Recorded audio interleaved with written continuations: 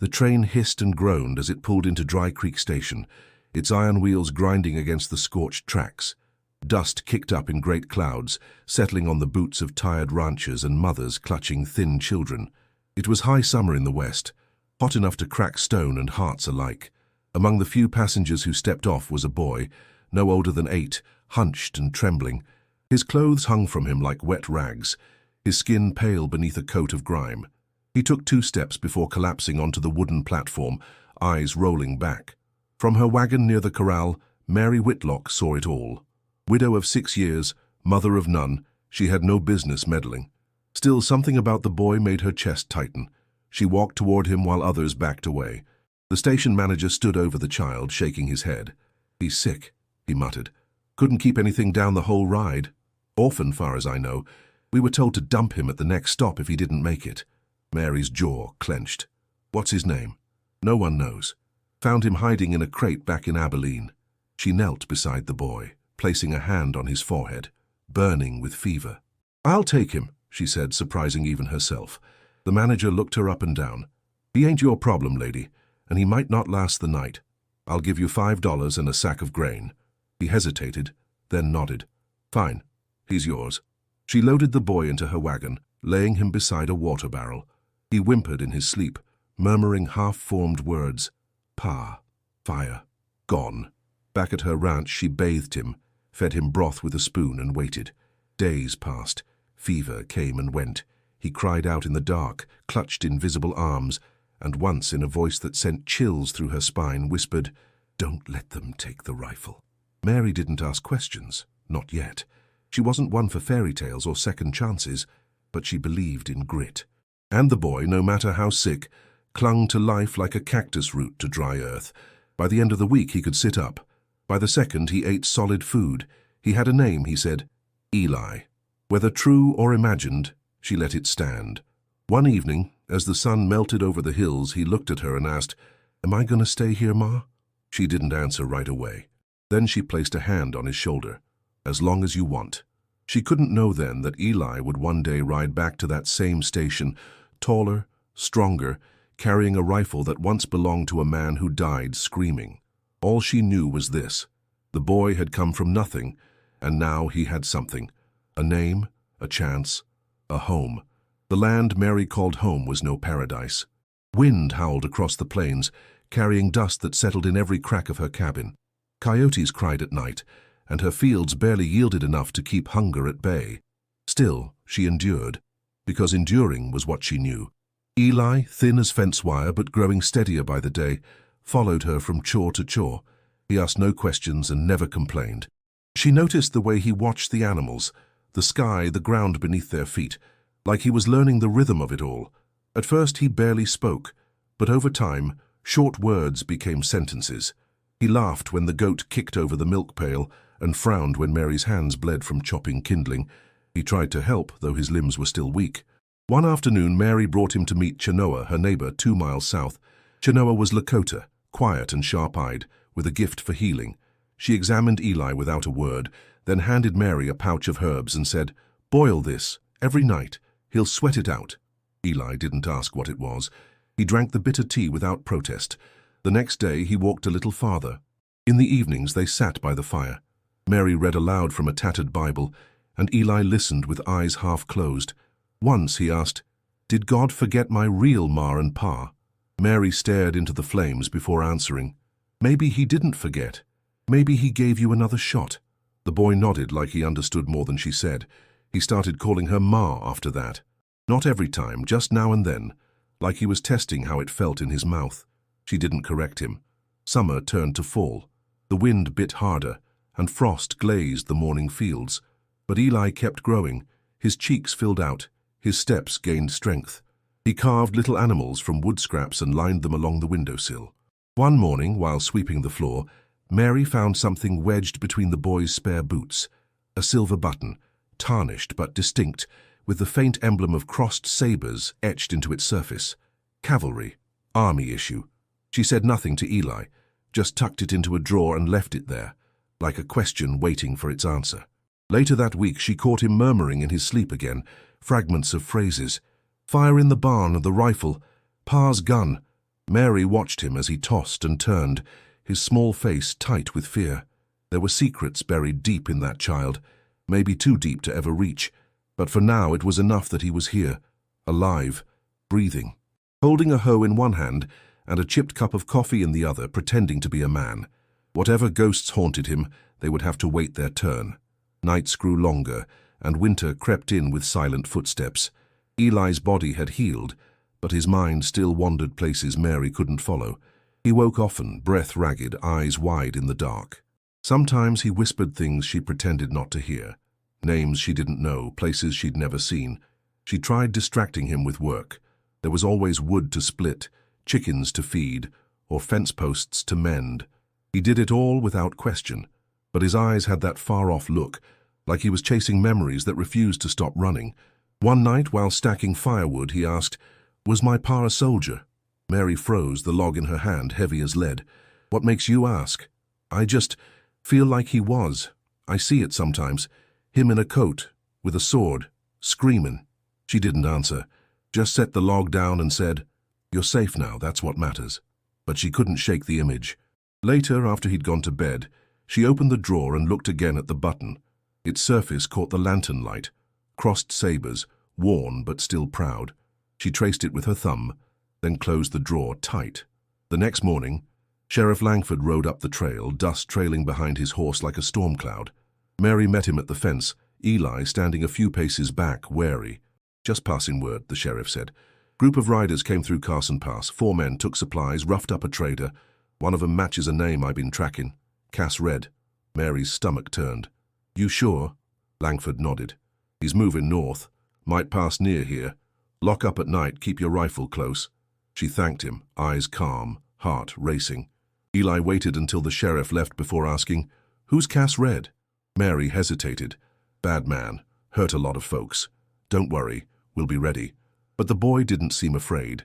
If anything, he looked interested. That afternoon, while Mary rode out to check the cattle, Eli wandered into the barn. He poked around the loft, the feed bins, the tool rack. Then he saw something under the floorboards, barely visible through a crack in the wood. He pried it open with a crowbar and found a bundle wrapped in oiled cloth. Inside was a rifle, long, polished, old, but well kept. He ran his fingers along the stock, then noticed a carving near the trigger. TH. He froze. Something in him clicked. Before he could call out, he heard Mary's horse outside. He wrapped the rifle again, hid it back where he found it, and slid the board shut. That night he stared at the ceiling, questions burning inside him like wildfire. Mary had secrets, and somehow he felt they had something to do with his own. The wind had a sharpness to it that night, like it carried something foul from far off. Mary bolted the doors and placed the shotgun near the hearth. Eli watched her movements with quiet attention. She didn't speak, and neither did he. The only sound was the crackling fire and the moan of the wind outside. Then came the dogs, barking, shrill and panicked. Mary stood, hand on the gun. "Stay here," she ordered, eyes fixed on the window. Eli didn't listen. The barn lit up like a torch seconds later. Flames surged high, casting dancing shadows across the yard. Screams of panicked animals filled the air. Mary kicked the door open and ran, shotgun in hand, coat flapping like wings. Eli followed barefoot through the frost. Figures moved in the dark, 3 of them. One tossed a lantern into the hay. Another swung a club at the horses. Mary fired, dropping one to the ground. The others ran. Then a shot cracked through the night. Mary jerked back, fell to her knees, blood stained her sleeve. "Ma!" Eli screamed, rushing to her side. "Behind the trough!" she gasped, dragging herself behind a water barrel. Eli ducked with her as another shot struck the barn door. Heart pounding, he looked around. The rifle, no, not that one. Mary's second one was near the chicken coop. He bolted across the yard, bullets whizzing past like hornets. He slid through the dirt, grabbed the weapon, cocked it the way she showed him weeks before. He'd never fired at a man. But when the attacker stepped from the shadows, silhouetted by fire, something took over. Eli pulled the trigger. The man screamed and dropped his pistol, clutching his leg. He limped away, disappearing into the trees. Silence returned, broken only by the crackling blaze. Eli crawled back to Mary, who clutched her bleeding arm. "You did good," she whispered. "Real good." They stayed there until dawn, huddled in soot and ash. The barn was gone, half the livestock too, but they were alive. Later, as Mary rested with her wound wrapped tight, Eli paced the porch. His hands still shook, his ears rang from the shot, but his eyes had changed. They no longer looked like a boy's. He'd taken a life, or close enough, and something in him knew this wouldn't be the last time. The next morning, he buried the dead raider near the hill. He marked the grave with a stone and said nothing. Not a prayer, not a word. Mary sat on the porch watching him. He came back and said only, "We need to fix the fence." She nodded. Winter hadn't truly begun, but already the cold felt deeper, and Eli, who once came off a train too weak to stand, had taken his first step into a world where survival meant drawing first, and living with the cost after. Spring returned to the valley with a hesitant breeze and scattered blossoms, but Eli's eyes had lost the softness of childhood. He spent each morning in the pasture, practicing with the rifle. Mary's first, later a rusted lever action he'd repaired with Chenoa's guidance. He trained like a soldier without orders, firing until his shoulder bruised, then firing more. Chenoa watched from a distance, then finally stepped in. "You're wasting bullets," she said flatly one day. "I need to hit farther. Cleaner. You need to breathe, feel the wind, watch the dust." She handed him a small pouch of sage, told him to light it before each round. "It centers the spirit. You're not just shooting, you're deciding." They trained together for weeks. She showed him how to read tracks, find water from rock, and move through trees like wind over grass. He listened, learned fast, and barely spoke.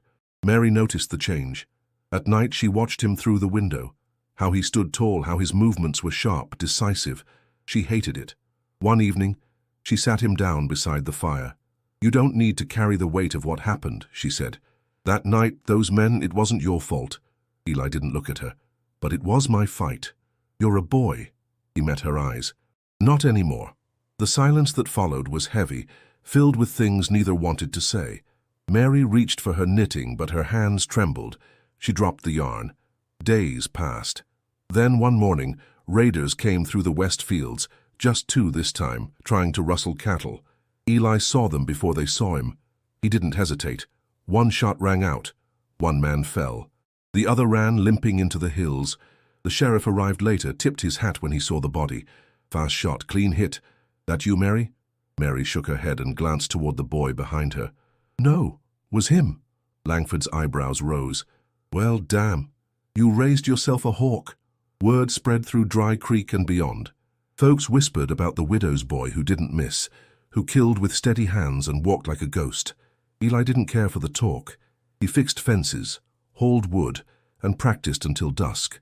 But something stirred in him each time he pulled the trigger, something dark and steady like a flame behind the ribs. Mary tried once more. "This isn't who you have to be." Eli simply said, "Then who was I meant to be?" She didn't have an answer.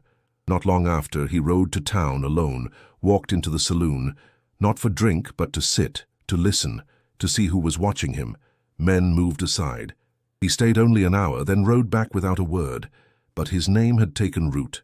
And from that day on, Eli Holt was no longer just a boy rescued from a station. He was becoming a name men would remember.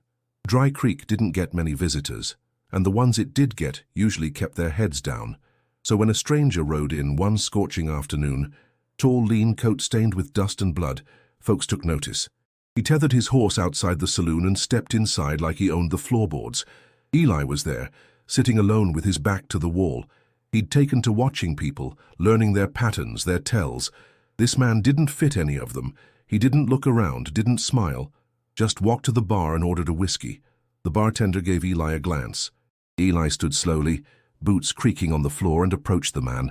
Close up, he saw the sunburn on his neck, the scars across his knuckles, and the tattoo, faded but clear, just above the man's collarbone, a broken horseshoe wrapped in flame. Eli had seen it before. In a dream, maybe, or a memory. "Where'd you serve?" Eli asked. The man didn't turn. "I didn't know I was wearing a uniform." "That mark," Eli said, pointing. "You with red." The man turned then, slowly, like a rattlesnake uncoiling. His eyes were pale and hard. "You talk bold for a boy," he said. "Name?" Eli didn't answer. The man took a sip of whiskey. "Red sends his hellos. We've been hearing stories. Widow's kid, fast hands, sharp aim. Heard you shot a man without blinking." Eli's voice didn't waver. He earned it, the man grinned. Maybe, but not all debts get paid in blood. He leaned closer. Eli smelled sweat, tobacco, and something fouler, old violence. You got your daddy's eyes, the man said, and his stubborn mouth. Eli's fingers tensed. You knew him? The man gave a crooked smile. Long time ago. Fought beside him. Watched him fall. Eli's chest tightened. He was murdered. Call it what you want, but he screamed all the same. The room went quiet. Every patron pretended not to listen, but no one moved. Then the man stood.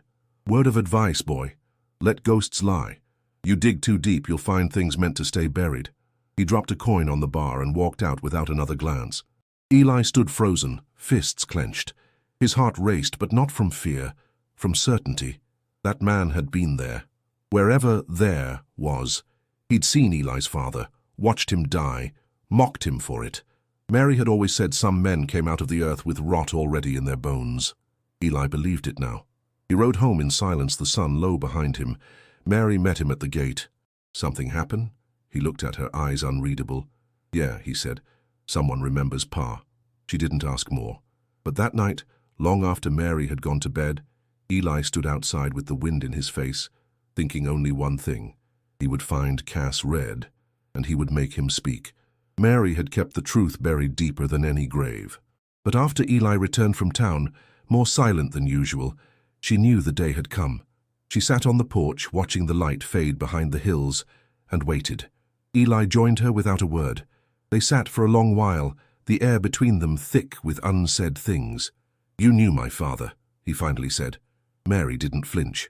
I did. He looked at her, not with anger, but something heavier. You never told me. You were too young, then you were too angry, and then I wasn't sure if you needed to know or if you just needed to live. I need to know now. She nodded slowly.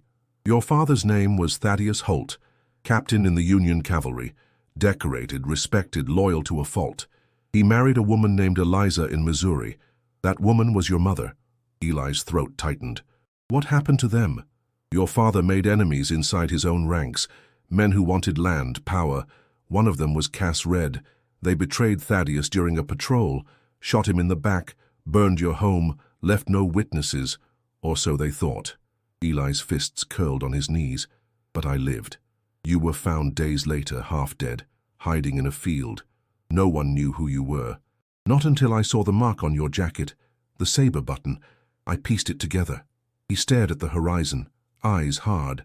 Why didn't you tell me sooner? Because revenge isn't a path, she said. It's a grave. I wanted to give you a life, a chance to grow without that weight. He didn't answer. Then she stood, went inside, and returned with a long bundle wrapped in cloth. She handed it to him with both hands, her fingers trembling. Eli unwrapped it slowly. The rifle was aged but clean, the wood polished, the barrel intact. Along the side of the stock, carved deep into the grain, were the initials, T.H. This was his, Mary said. He left it in my care, told me if anything ever happened, someone would come for it. Eli ran his hand over the letters. It's more than a weapon. It's who you are, but you don't have to use it. He stood, lifted the rifle, tested the weight. It fit in his arms like it had been waiting. I won't use it for vengeance, he said softly. I'll use it for truth. Mary stepped closer, tears welling. Then promise me one thing. Anything. Come back. He nodded. I will. That night, he packed light. Ammunition. Water. Dried meat. A small Bible Mary tucked into his satchel without a word. Before dawn, he saddled the horse and turned to see her standing by the gate. She didn't wave. She just watched. And with his father's rifle across his back, Eli Holt rode out. Not a boy, not quite a man, but something forged in fire and silence. Eli rode south, where the land turned dry and broken, the kind of place where law didn't bother going. He followed whispers, trails of dust, empty whiskey bottles, and stories too quiet to be coincidence. Every town he passed had the same tale. A gang had rolled through, taken what they pleased, left one or two bodies as reminder, and always someone mentioned the name, Cass Red. Eli asked few questions. He let his silence speak louder than threats. Men talked anyway. They recognized the rifle. Some flinched at the name Holt. One even crossed himself. It took 2 weeks before Eli found what he was looking for. A burned-out homestead south of Mesa Ridge. The walls still smoldered and the family was gone. Tracks led into a ravine, a choke point, surrounded by jagged cliffs. A trap. He went anyway. He left the horse behind and crept through the scrub on foot, the rifle slung tight. His breath was steady, his boots silent. He spotted the sentry first. High on a ledge, rifle across his lap, chewing on jerky. Eli waited for the wind, then moved. One shot, clean. The body tumbled down without a cry. Farther in, voices echoed off the canyon walls. Men laughing, arguing over loot. Eli crouched behind a boulder, watched them count coins and pour whiskey over a fire. At the center, unmistakable, sat a man with flame-red hair and a jagged scar across his jaw. Cass Red. Older now, heavier, but the air around him still burned with cruelty. Eli raised the rifle, then hesitated. Killing from a distance wasn't justice, it was execution, and he needed more than blood. He stepped from cover. Cass noticed first. Well, look what the wind kicked up. The laughter stopped. Guns raised. Eli didn't flinch. You killed Thaddeus Holt, burned his house, left a boy to die. Cass stood slowly, eyes narrowing. And you must be the boy. I want the truth. Cass grinned. Truth is slippery, son, like smoke. You were cavalry, you betrayed your own. I was tired of orders, tired of watching weak men lead strong ones. Your father, he thought honor could save him. He thought decency mattered. Cass chuckled. He screamed like any man, crawled, begged. You should have seen it. Eli's grip tightened. Cass spread his arms. So what now, boy? You think you're going to balance the scale with one bullet? No, Eli said, but I'll damn sure start it. He fired. The shot caught Cass in the shoulder, spun him to the ground. The gang scattered.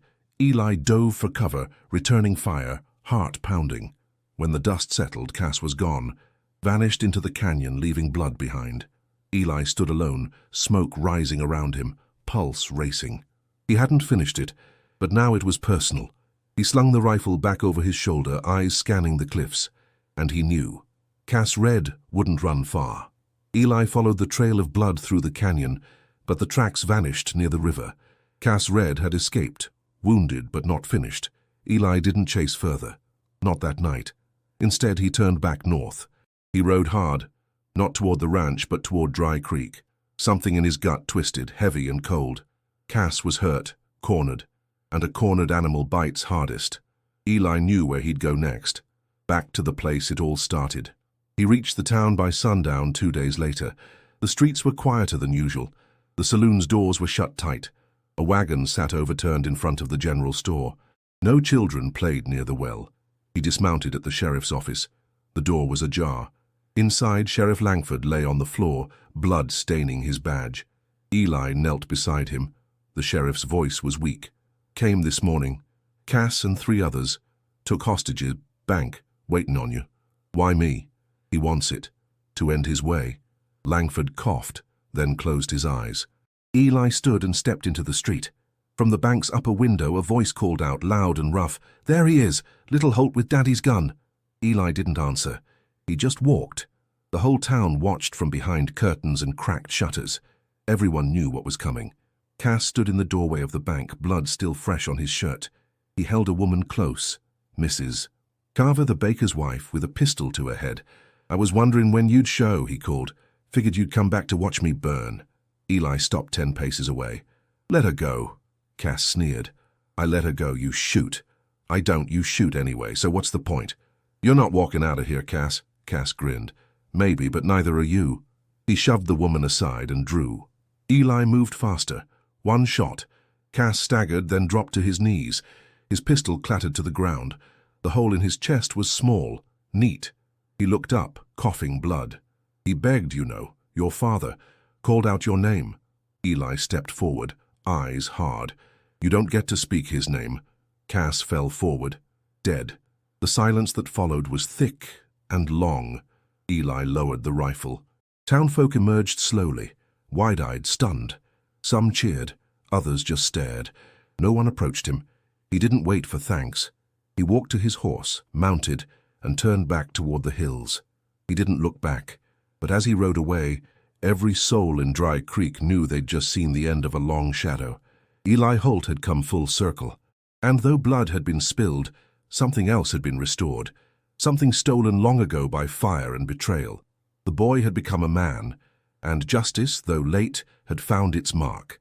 The road home felt longer than it ever had. The land, once scorched and dry, now shimmered with late summer heat. Eli rode slow, dust rising behind his horse like memory made visible. When he crested the last hill, he saw the ranch, weathered, familiar. The fences stood patched, the smoke from the chimney curled steady, and on the porch, Mary waited. She didn't rise when he approached, just watched him tie the reins and dismount. He looked older now, his shoulders broader, eyes carved by fire and distance. The rifle was slung across his back. She nodded toward it. "I brought it home." He unslung it gently and laid it on the porch railing. "It's done," he said. Mary stood, stepped closer, placed a hand on his cheek. "You kept your promise." He looked away. "It didn't bring him back." "No, but maybe it brought you forward." They went inside without another word. That night she cooked stew, and they ate in silence. No ghosts, no questions, just peace. Later, Eli placed the rifle above the mantel. It sat there quiet like it had been waiting, like it belonged. He didn't tell Mary about the things Cass had said. Some truths weren't worth keeping. Days passed, then weeks.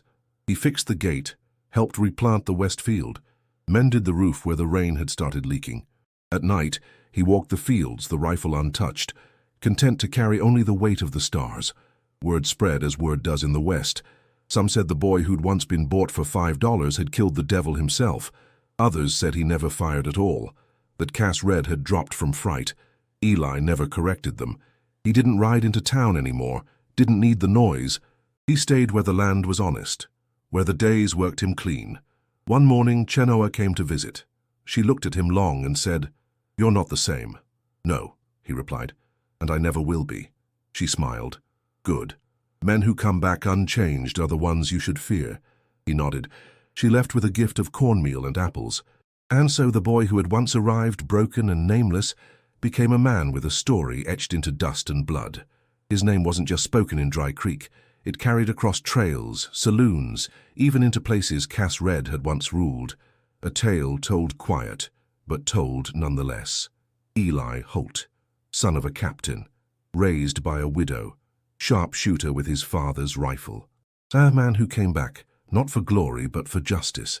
If this journey moved you, don't forget to hit subscribe for more stories from the heart of the Old West. And if you want to keep riding, click the video on screen now. You won't want to miss what comes next.